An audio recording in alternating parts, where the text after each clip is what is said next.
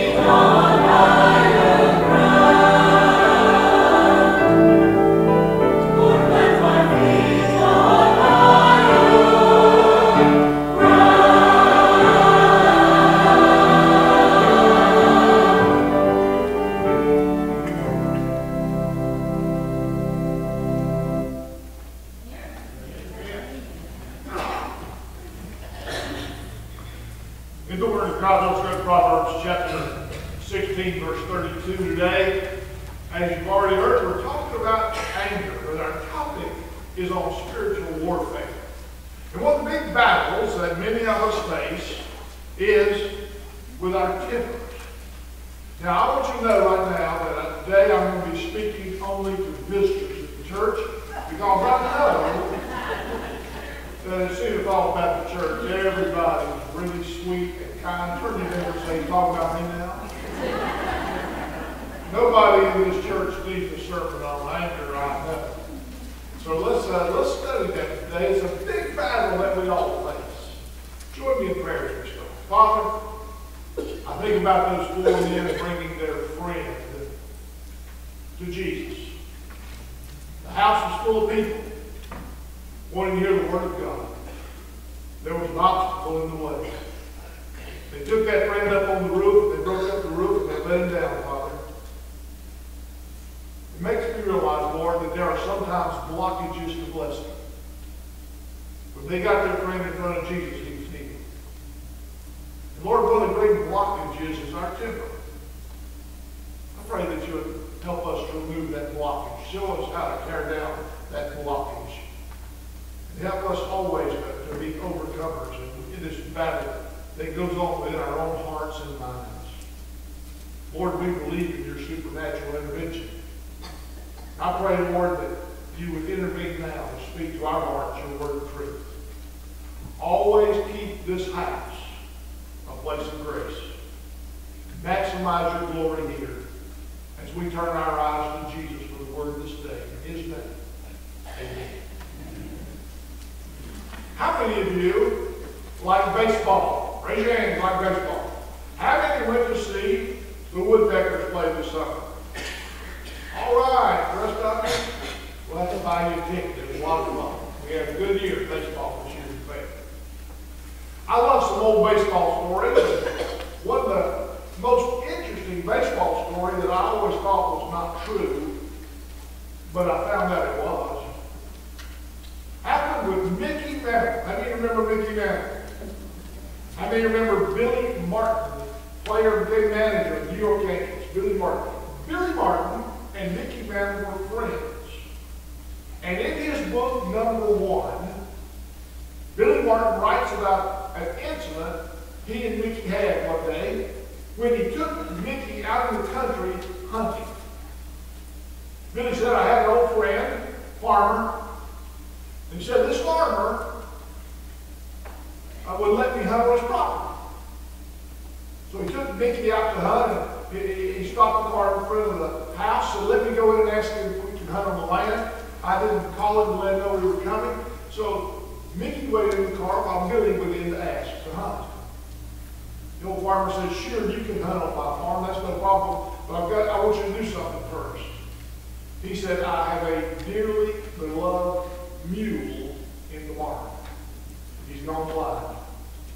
He said, I can't make myself put him down.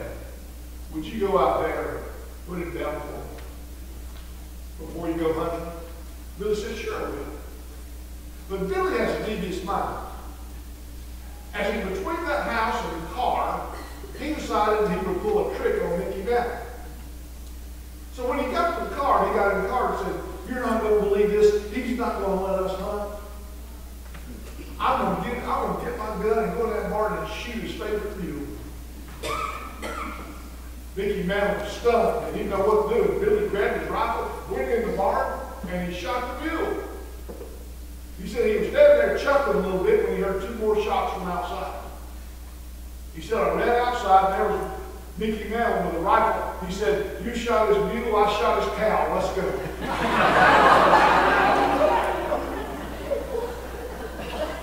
Now he writes that for a true story.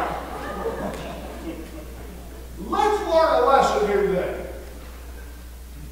Fake news that generates anger has no good end. You know that? I had to say that. Billy Martin sold some fake news, didn't he? And anger always results in trouble. He pretended to be angry and look at the trouble that it caused. Nothing good anger. Anger creates disunity, not unity. Anger destroys rational thinking. Have you ever heard somebody say, I'm so mad I can't think straight? I heard somebody say one time, I'm so thinking I can't math straight. It destroys rational thinking. It eats up constructive energy, solutions. It blinds us to ourselves. It destroys our worship. It hurts our witness. Many times anger will lead to sin if you let it control you. Now listen to this. I believe that for every Christian, instead of getting good and mad, we need to learn how to be good when we're mad. Let me say that again. As believers in Jesus Christ, instead of getting good and mad, we need to learn how to be good when we're mad.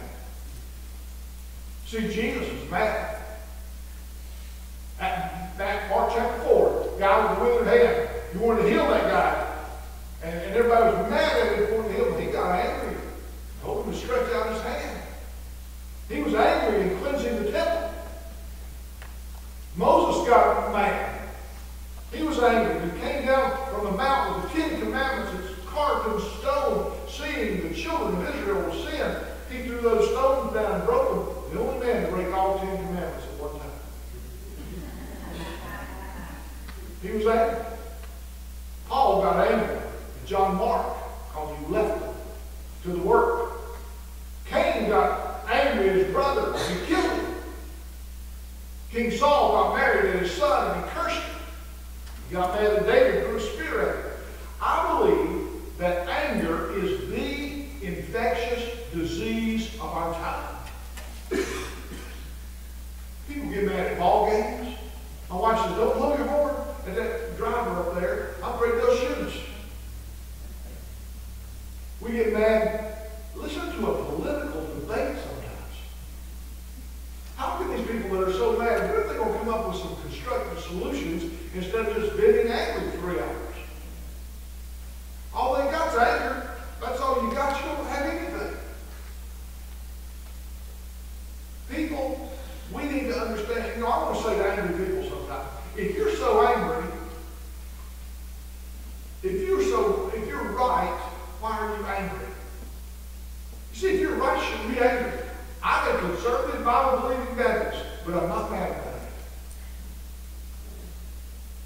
There's a lot of people who believe the Bible and they act like they're bad. I said, wait a minute, if you believe the Bible, you ought to be the happiest person on the block.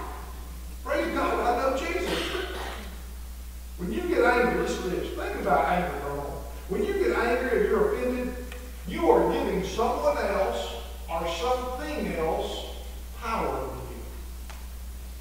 You're letting this thing have power over your thinking, over your emotions, instead of letting God. Jesus said this, my peace I leave with you. Well, you can't tell it by some Baptist faces.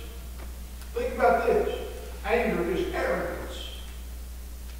Anger is arrogance.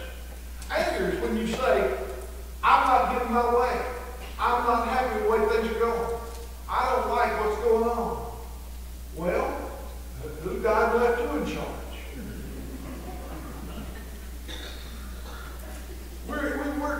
We need to learn how to control our anger. One of the craziest stories I've ever read was Steve Rand of Westminster, California. Steve Rand of Westminster, California, got married and had cockroaches in his house. He got so mad he put 21 bug bombs in his house. Closed the door and he forgot to turn out the pilot light in the stove. He said he blew the screen door all the way across the street. It cost me $10,000 to remake that house inside, all because of anger. Now look at this text. Solomon is writing his son. And he says in Proverbs chapter 16, verse 32, listen to this one. He who is slow to anger is better than the mighty. He who rules his spirit than he who takes a city. Now write down 2 Corinthians 4, 8 through 10. Paul in 2 Corinthians telling his own heart, talks about his life experience. Paul was beaten with 39 stripes 9 times. Excuse me, 4 times. But look at what he says. We are hard pressed on every side, but I'm not crushed. We're perplexed, but I'm not despaired. I'm persecuted, but I'm not forsaken. I'm struck down, but I'm not destroyed. Because I'm always carrying about in my body the dying of the Lord Jesus, that the life of Jesus may be manifested in our body. In other words, I don't let that stuff get to me.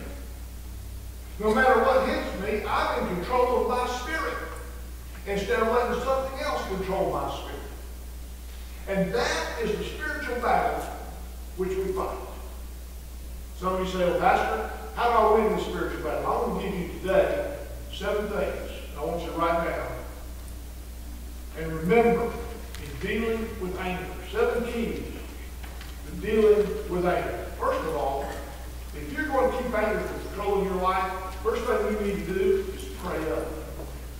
You need to be prayed up.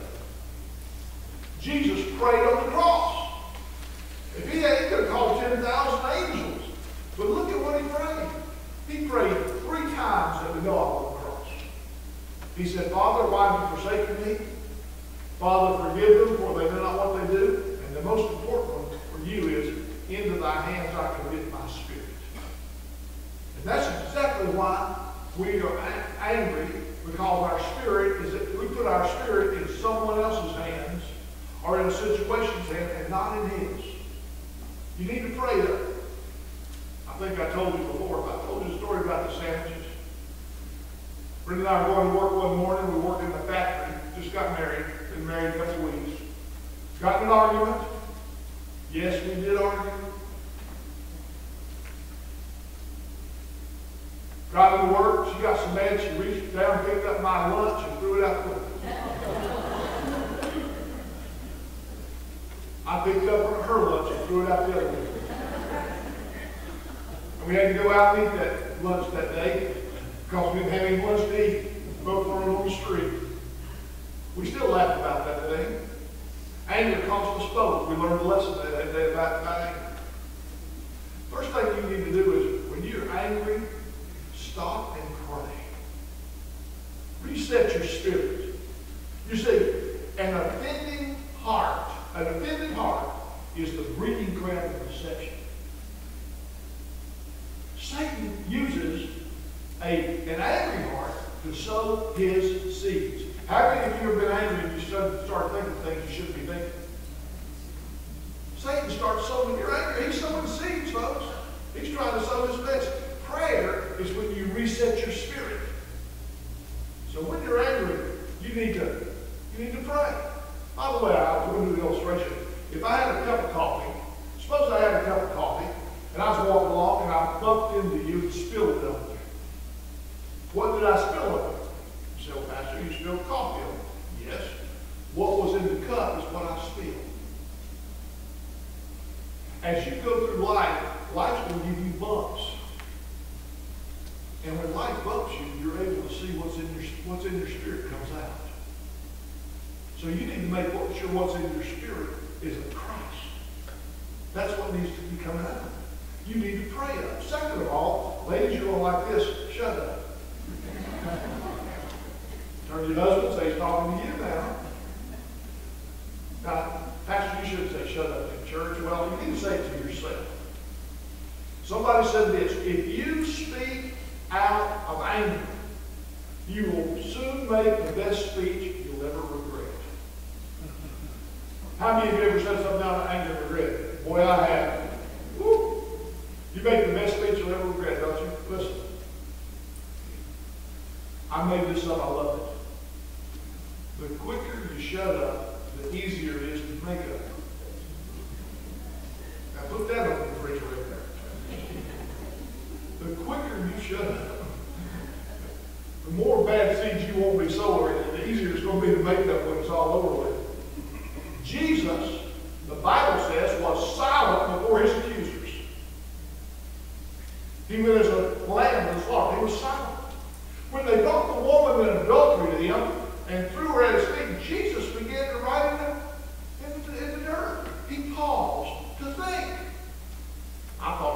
down the cell phone numbers of those Pharisees' girlfriends. That's probably what he's right. But listen, pause. You need to, before you speak, you need to stop and think instead of letting what you feel be displayed in response. I love that story. You probably heard the old story that Valerie Cox used to tell, the cookie thief. Valerie Cox used to tell that story about, she said she was on a plane, getting ready to go on a plane, and waiting for the plane to take off. She said, I was engrossed in a book, decided I want some cookies. She said, I went over to the little kiosk there and bought a bag of cookies, brought her back, sat down, still engrossed in that book. And she said, I looked up and there was a man sitting across from me, and he had reached over and grabbed one of those cookies and was eating it. She said, I was so mad. She said, I looked at him and I said, I grabbed a cookie and ate it. And he grabbed one and ate it. And we went back and forth. I grabbed one, he grabbed one. Finally, he said, there's one cookie left. So that man grabbed that last cookie and broke it, handed it to me, got up and walked off. She said, I was so mad. She said, I got up and called my flight, got on the plane, opened my pocketbook, and there was a bag of cookies I bought.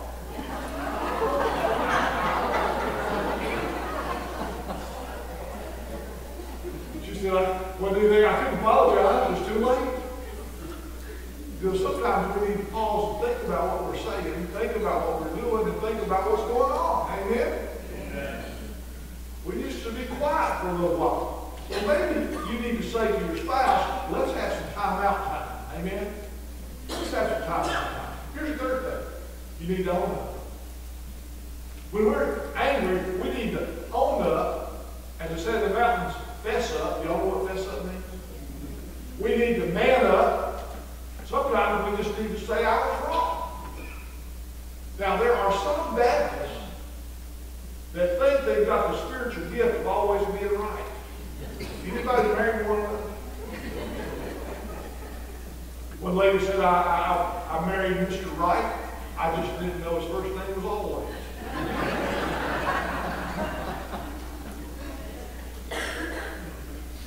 Well, sometimes we got to think, anytime you're mad, you need to think, where am I wrong? Because by being mad, you're wrong right there. The first step is to own up. John Maxwell says, a person must be big enough to admit his mistakes, smart enough to profit from them, strong enough to correct them. How have I contributed to this problem? How can I contribute to the solution? Own up. This isn't right. Stop. Hit the stop button. Just own up. Third, that's third, own up. Number 4, give up. This is the big one. Probably the biggest one is to give up. Give up all of your rights to be mad.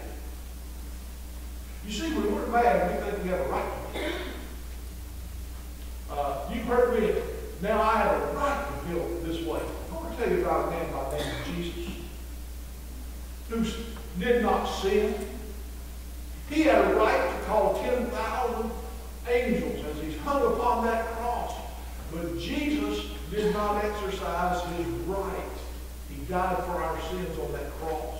He was focused on bringing out good results rather than his right. Do I have a right to be angry? Yes. Well, give up those rights. You don't need to claim all your rights. And you need to give up your right. When somebody apologizes, you have, listen, somebody apologizes, you do not have a right to be angry anymore. When they're held accountable for what they've done, you don't have a right to be mad anymore. And even when you've got good reasons to be mad, the best thing you can do is say, I'm not going to be focused on my rights and myself. I'm going to be focused on how I can honor Jesus Christ. So you need to give up your rights. Number 5, you need to give up. Prepare. Set your mind in advance. See, many times anger is just a knee-jerk response to something that's happened. And before you get into a situation, you got to set your mind. Make some rules up. I am not going to get mad. If there's a situation, there's an issue, you better know what triggers your anger. If something triggers your anger, you know it's going to trigger your anger, Get ready for it. Pastor friend said he had a couple he was talking to, and the man said, we've got a rule in our house. And here's a good rule. He said, the rule in our house is that we are not going to go to bed angry. The Bible says, don't let the sun go down on your wrath and your anger. Well, listen, that's a good rule. Don't let the sun go down on your wrath and your anger. So this couple came up through, we're not going to go to bed mad. And he said to the pastor, we haven't slept together in 11 years.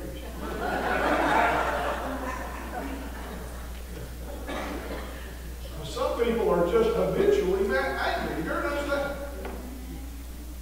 You've got to gear up. Everybody here has something that hits your hot button. Today you've got to say, I choose.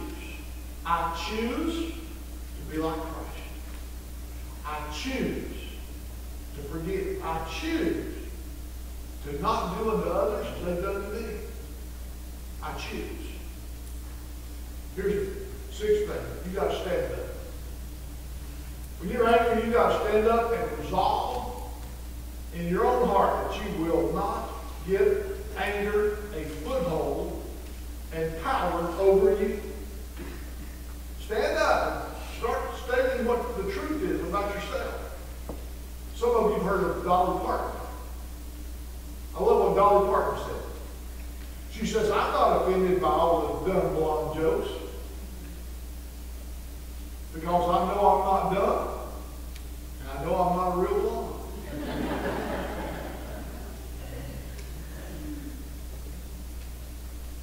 You got to stand up and say, wait a minute. Why am I letting this get to my spirit? Stand up against it. The Bible says, resist the devil and he will flee from you. You got to say no to it. Number 7 is clean up. You need to clean up the mess that you made. The children's sermon was just perfect on that. Once you crumple that paper, you can't uncrumple it. Listen, anger is a moment of lovelessness. And you've got to come back and say, I'm going to re-love you. And next time you're angry with your spouse, you better be committed to re-loving them. Because if you can't re-love them, your anger is going to rule that day in the future. Anger cannot thrive where love is. That's true right there. Anger will not thrive where love is. Therefore, anger is a lack of love, isn't it? Jesus was not angry on the cross because he was the love of God embodied on Calvary for us. If you've got anger to get the best of you, you better find a way to show your love again. I love that story of a little boy. Dad said he was watching his son. And his son was quick to get angry and be mean to his friends. Dad said that he took his son out behind the barn. Had a hammer and nails. He said, son, I want you to do something. I want you to go through your day and count the number of times that you get angry, and at the close of the day, I want you to find a nail in this barn. Every time you got angry. First day there was like 10 nails in the barn.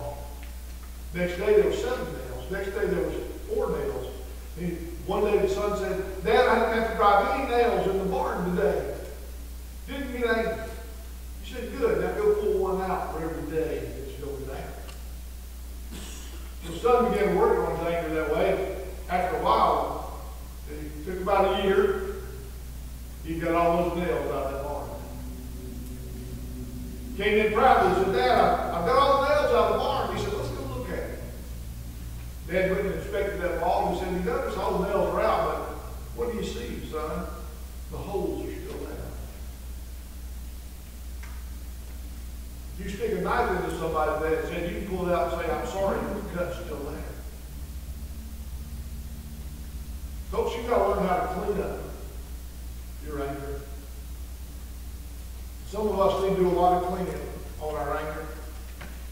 One of the great spiritual battles, cleaning up our anger. You've got to replace it. You've got to do your best to make it right. But anger, if you think about it, it is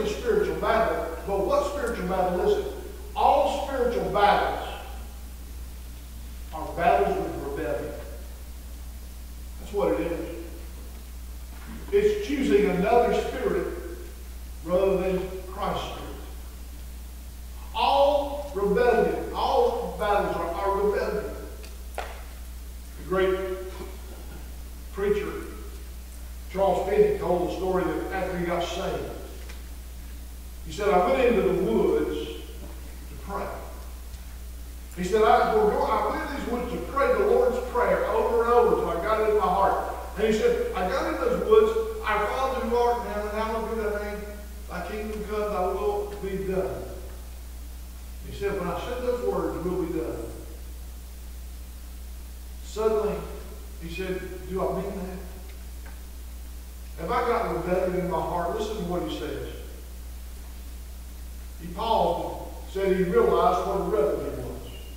He was a polite, respectable, law-abiding, religious rebel. He really didn't mean how we would do it. And he broke down and began to cry. And soon after, he said, God filled me with His Spirit, and I walked out of those woods that day, being able to say, thy will be done.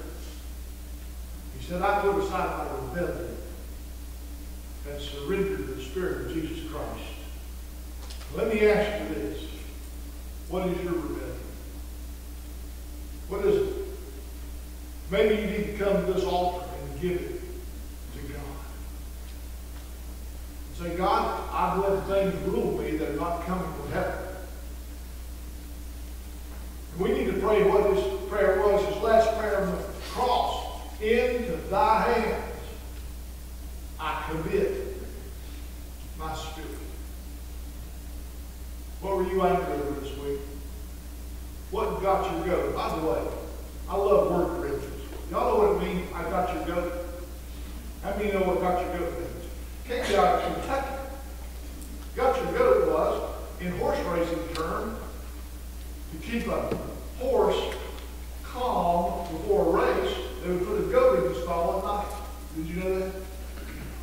So the competitors, in order to get your horse all skittish and not ready for the race, would at night steal your goat. That's free. I don't charge off that at all. What gets you goat?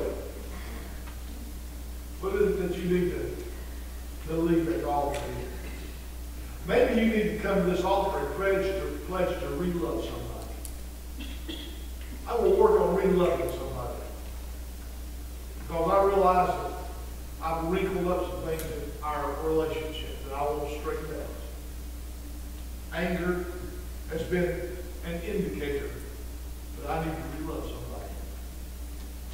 Would you come and give your rebellion to the Lord? But first, maybe you're angry because you don't have the Prince of Peace in your heart. And he said, my peace I leave with you, but you only have that peace if you have him, the peacemaker in your heart. You can't make peace anywhere else, but first you make it with God. That's why Jesus died on that cross. That's why he rose again. That's what he died to do, is to give you peace. Let's ask him for it right now. Join me in prayer. Father in heaven, we all needed this word today. Because there are times when we don't have peace. We let politicians upset us. And it's just so they can get their way. We let drivers in front of us upset us. Because we think where we're going is more important. We let our spouse upset us because they're not doing what we want. Forgive us. And Lord, I pray right now that we're going to, as the people of God, give it all up to you. I pray for your spirit to rule our spirit. Not what everybody else is doing to us, of the situation that we don't like. But Lord, let me be ruled by the Spirit of Jesus Christ. Where there is rebellion, Lord, I lay it at the altar. Help me to re-love my loved ones. Help me to re-love you. And Lord, I pray for the peace of God that passes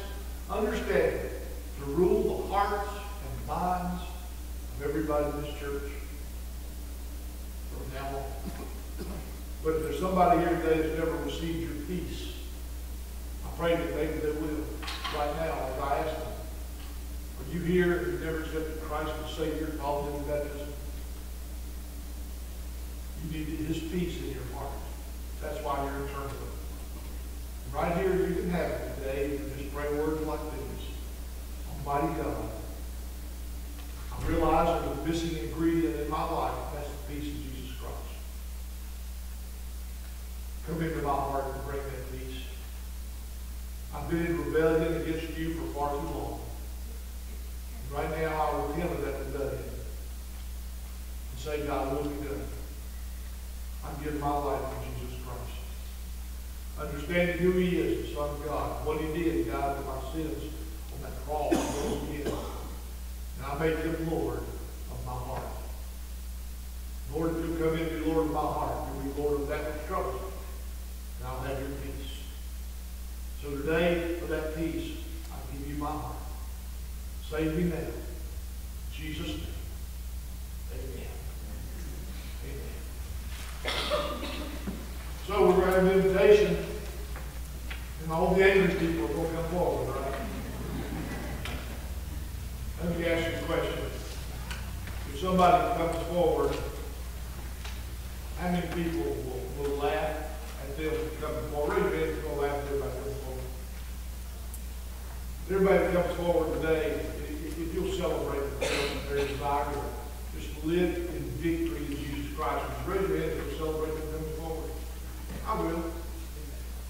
It's okay. You come to this altar. I want to re-love. I want to redo. I want to ask for the peace of God to rule my heart. You pray that prayer with me just now. Come shake my hand and say, Pastor, I'm giving my life to Christ today. You come. You want to join this church? You come now.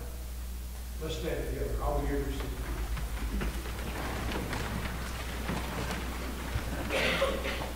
Our hymn is hymn number 630.